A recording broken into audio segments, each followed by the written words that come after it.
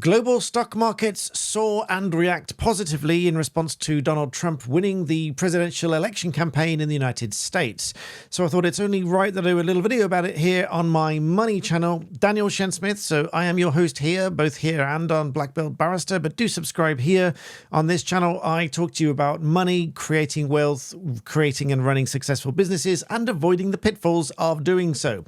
I've done that for some 20 years or so now. I fell into those pitfalls sometimes, so I'll try to help you to avoid them. If you would like some insight from me on all of that, please do hit the subscribe button below, the like button if you like, and the notification bell if you do want to receive new videos, and that's the best way of helping my channel grow. So I thought I would do a video about this because one of the best ways to judge the reaction to news and what's going on in the country and in the world is in the markets, because the markets are obviously reacting to news, whether it's good news, bad news, stability, instability, and what the general prediction is in those markets of what's going on around the world, whether it's a good thing, whether there is inherent risk to countries, to supplies, to supply networks, and in essence, what is likely to make or lose money.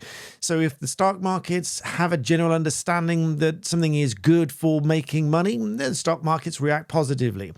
And so here you can only infer in very simple terms, of course, that the positive reaction in the markets to Donald Trump being elected once again to president and headed to the White House for the second time as a non-sequential term for the first time in over 100 years, the markets have reacted positively, which you can only infer means that businesses believe that there's likely to be tax cuts, there's likely to be improved trade deals, potentially cuts in the cost of supply and supply chains and all of these kind of things. So one then thinks energy, transport, imports, Donald Trump may be looking at certain tariffs and all of these kind of things. Obviously, there's a lot of intricacies and there's a lot of analysis that goes into these stock market analyses, and then ultimately that drives the price in one direction or another. So overall, both in the UK, Europe, and in the United States, stocks have reacted very positively.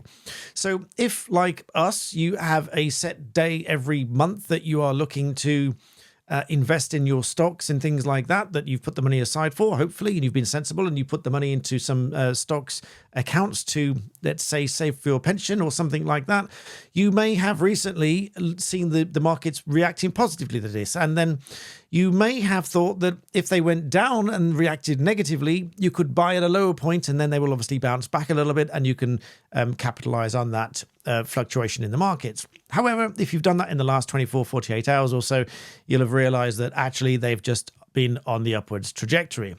But it's not all positive news, because at the moment in the UK, obviously, we've got a reaction overall to this Labour government and what's going on with the budget. And this is likely to have another impact further into next year. But Sainsbury's has been one of the first to talk to the news.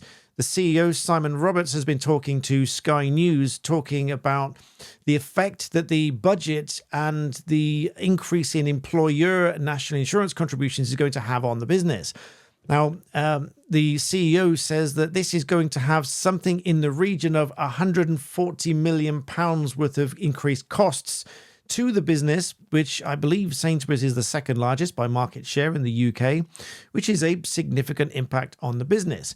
Now, he's also said that this is going to cause inflation, which in very simple terms means the price of things goes up, which in the very simplest of terms means that the end consumer, which includes you and it includes me, when we go out to buy something, it's going to be more expensive, whether that's milk, bread, or whatever it might be. Those costs are going to go up.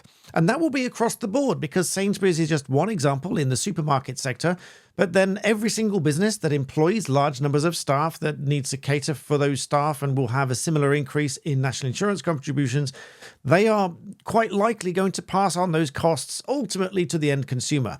Because I very much doubt that any of these large businesses are going to just swallow up that cost. They are going to pass it on. And I believe that I did call this in a previous video over on Black Belt Barrister. If I find it, I'll go and clip it and I'll insert it now. That indirectly, those will be passed on to employees and again, secondarily, as a consumer, passed on through any increasing prices that businesses levy, so that consumers are then picking up that cost, again, indirectly affecting all employees.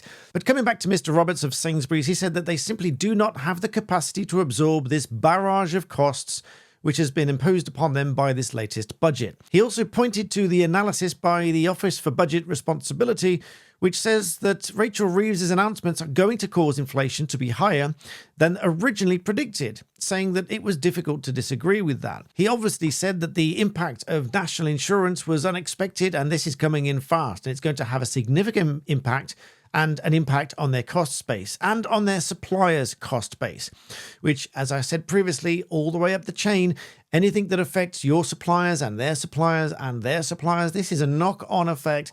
Everybody is affected, everybody's costs going up, and this is obviously going to have a dominoes effect on all of the businesses in that chain. All of their costs go up, it's all going to be passed down to the end consumer. But another area that I'm going to call now, which I think is going to have a significant impact as well, is the link between Donald Trump and Elon Musk. Elon Musk being very supportive of Donald Trump and Elon Musk being very supportive of Dogecoin and cryptocurrency in general. Now, I predict and I believe that cryptocurrencies like Dogecoin are going to go up in value. This is not investment advice, you understand, but I believe that they are going to go up in value because I believe there's going to be an increasing synergy with businesses and cryptocurrencies moving forwards. And I believe that Donald Trump and Elon Musk are going to be mutually supportive in a number of different ways. And with Elon Musk being supportive of cryptocurrency, in particular Dogecoin, I think that's going to have an impact on that going forward.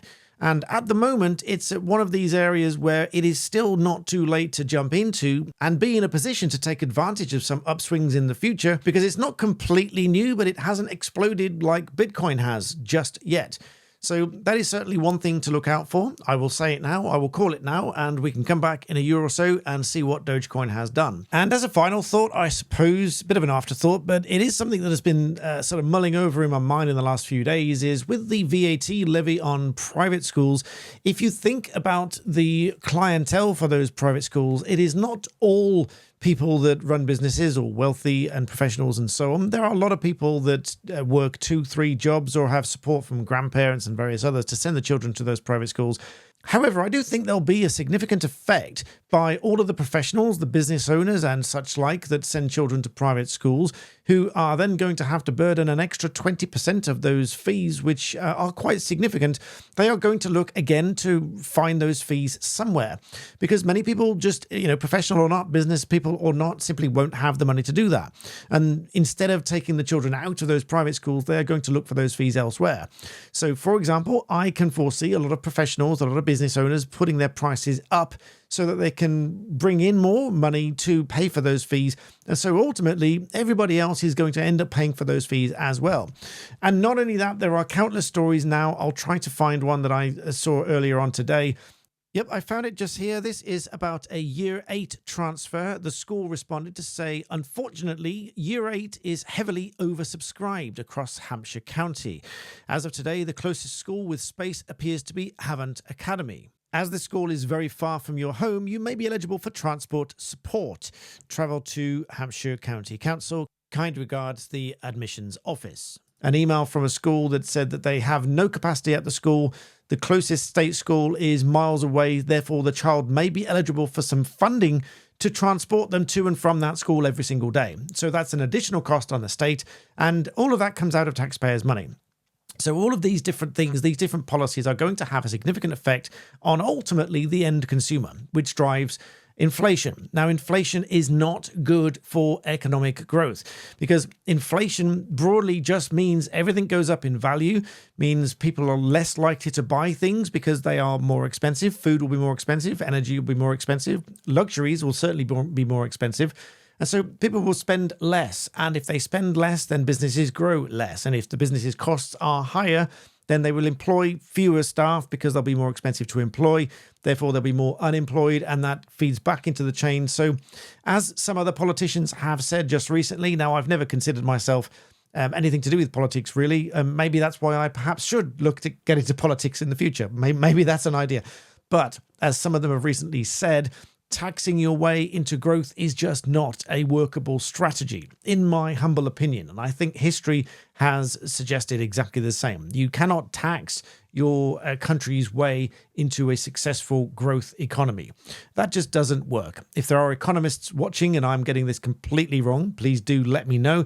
Equally, if you agree with me, and I think you probably would agree with me, that taxing everybody and increasing inflation and everything else, which is the inevitable outcome here, that is just not a strategy for growth. Equally, let me know about that as well. Let me know what your thoughts are. If you are qualified, let me know what you're qualified as. I know a lot of you watching are qualified. I'm qualified in various things, but not specifically economics. But I do have experience running a business, and I do know the knock-on effect of your suppliers' costs going up. Ultimately, your consumers' costs go up. And if they go up too much, they buy less. And that is not good for growth. So if you've got thoughts, comments, questions about any of that, please do leave them in the box below. I will come back and I promise to do more videos here on this money channel. So please do subscribe, help it grow. Let's see if we can get my third channel to 100,000 subscribers, and then I can get a third one of these on the wall. And while we're at it, make sure you're subscribed to Black Belt Barrister as well. I would desperately love to reach 1 million subscribers on there. So I've helped 1 million people understand law.